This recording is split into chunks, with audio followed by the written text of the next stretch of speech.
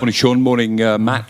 Matt, how do the players look upon these next two big away matches for Ireland?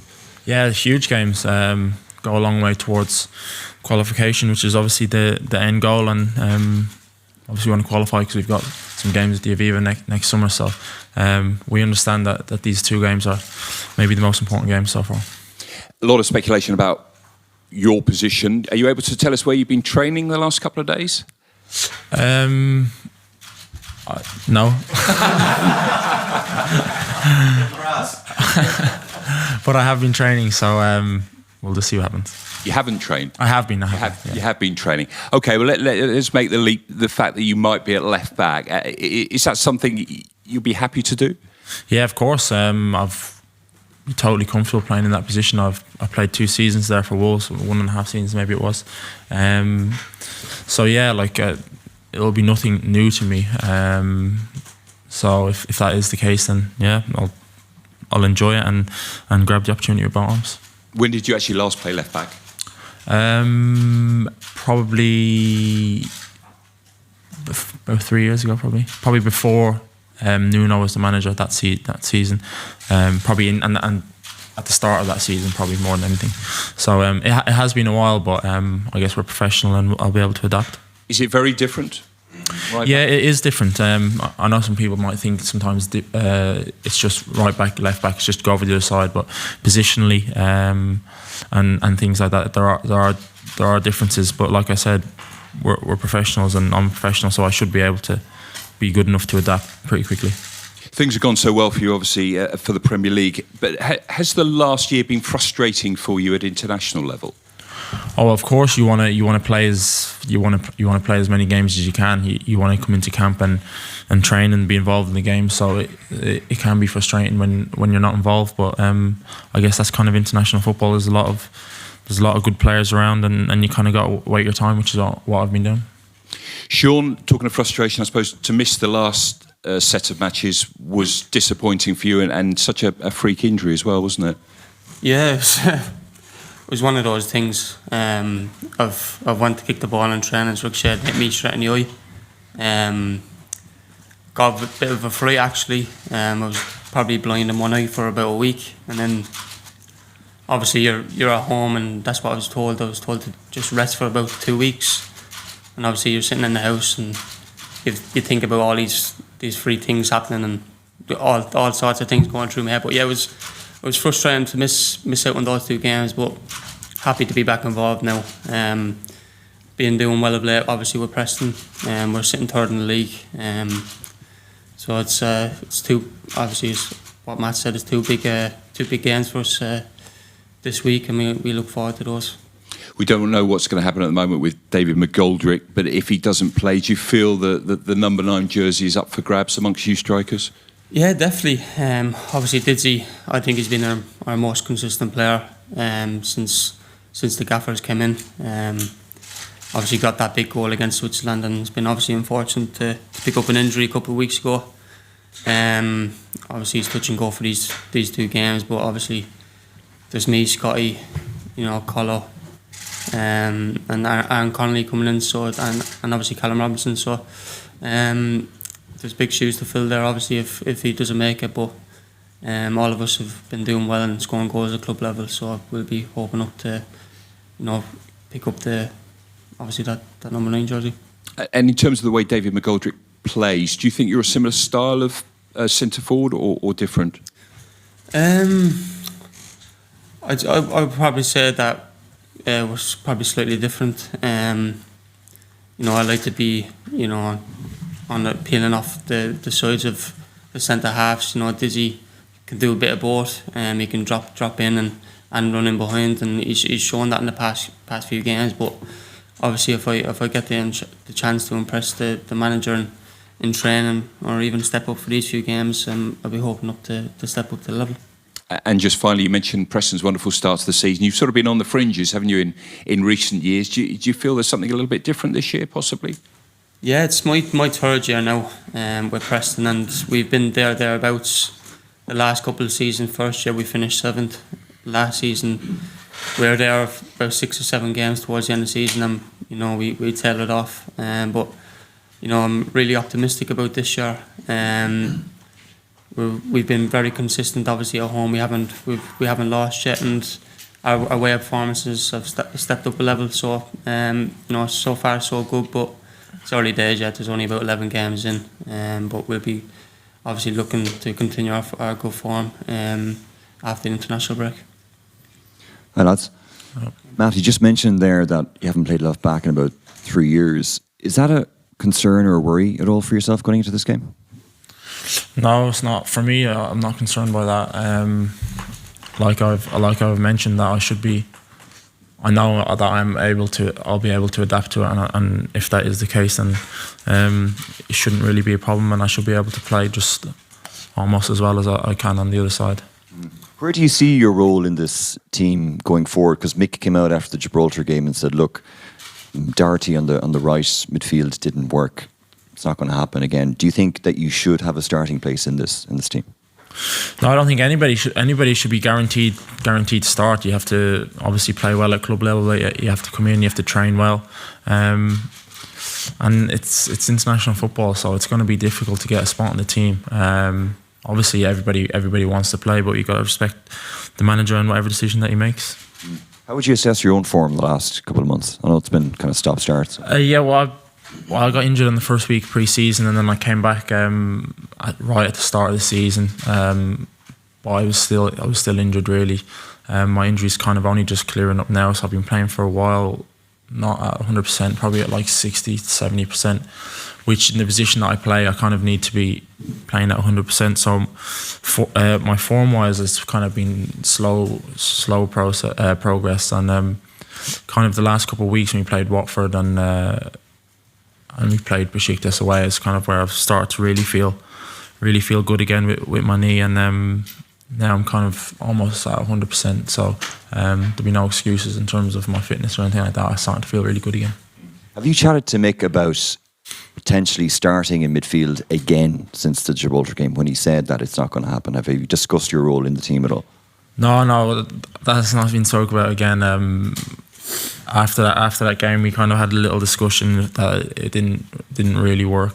So like we've not spoke about me playing there again. I don't think that's on the table.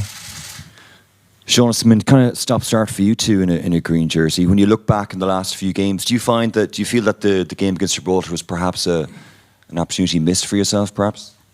I don't feel it was an opportunity missed. Obviously, it was a frustrating game. Obviously, the conditions didn't help, but at the end of the day, I'm a professional footballer, and I back myself to do well and at least score a goal against, no disrespect to a team like, Gibraltar, but obviously the most important thing that day was the 3 points, and it could easily have been a banana skin, but obviously, personally, it was very frustrating. And even the game at home against Gibraltar, when I got half an hour, obviously I felt that it was another frustrating game, another frustrating half an hour, but my form at that time at club level wasn't great. With Preston, I think last year was a very disappointing year for me. My goals tally wasn't great. Even my performances on the pitch weren't up to scratch. But I think this season now, I've been performing probably where I was when I was at my first year at Preston, or even coming towards Maine at Cork City, and I feel back to my best really. And obviously my performance at late with Preston, hopefully that can catch the manager's eye at Ireland, and hopefully I get another chance, I suppose. Why do you think it was frustrating when you did play for Ireland earlier in the campaign? Was it the style of play? Was it the service perhaps, or was it anything else in particular? What you mean, is it under Mick or? Yeah, so far against the start against Gibraltar, and when you came on as a sub in the second game. I don't know. It wasn't the style of play or anything. I think it was just on a personal level. Obviously, I think that the surface in this room would be better than it was out in Gibraltar, and obviously the wind and stuff like that. But I can't be using that as an excuse. I'm in the team to create chances and score goals, and I didn't do that against Gibraltar. But If in any way possible I have an opportunity to make an impact in these couple of games, I think I can, step up to the mark, because I think I'm in full flow of confidence at Preston. I know I've been playing off the left. I think I've only started one game up front, and that was the first game of the season, but been really enjoying it, playing off the left. And if that's playing off the left, playing up front, even playing in goal, I'll give 110%.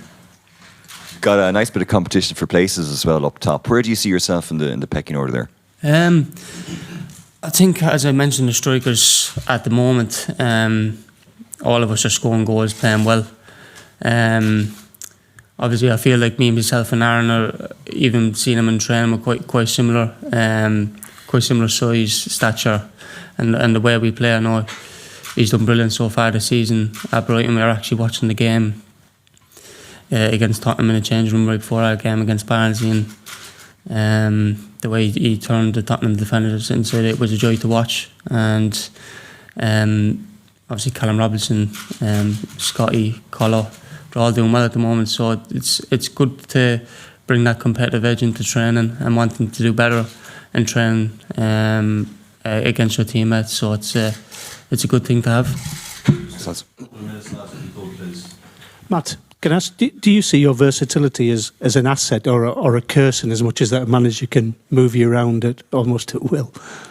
No, I feel like probably more of an asset than a curse, to be honest, because it just means if I can't get in the team in one position, I might be able to get it in the other, and you're still in the team, so that would be the most important thing. No, like I can play a number of positions. I can play a centre back if I had to, or right back, right wing back, obviously, and left back. So yeah, like it doesn't really matter where he picks you, as long as you're in the team, then you're happy. But no, I think it's more of a positive thing that I can play in multiple positions. You've given yourselves a great platform as a team. Is this crunch point now this week or so? Yeah, I believe so. Anyway, I think it's like I said, probably go a long way towards qualification. So we need to really focus and concentrate on the next two games and hopefully bring the form from previous games into these and get some points. Sean, you've seen Devin McGoldrick and James Collins both open their accounts last month. Does that give you inspiration, and do you feel the pressure of that waiting for that first goal? I don't feel the pressure at all, to be honest.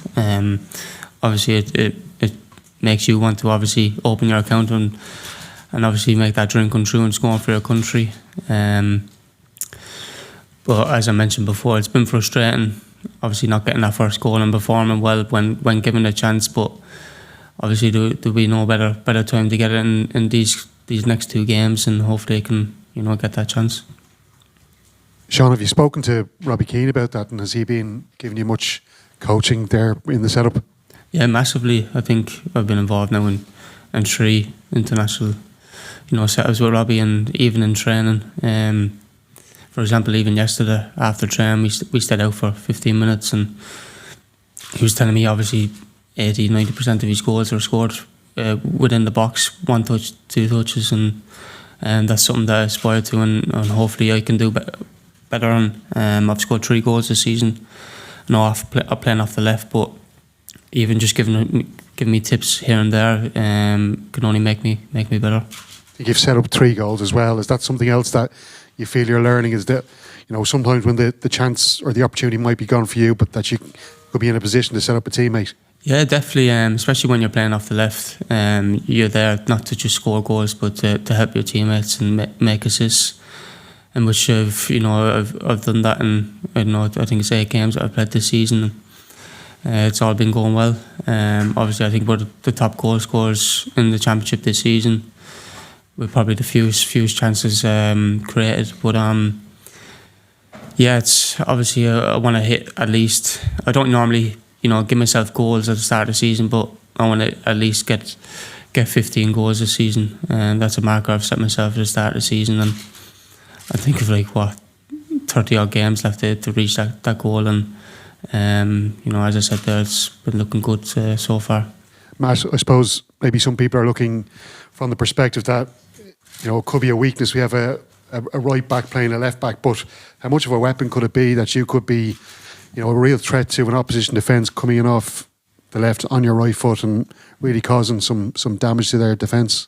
Yeah, like when I was in that position, that's what I used to love doing. I played there for like a year and a half, 2 years, and like during that time, I was saying to myself, maybe I enjoy it more than playing on the right hand side.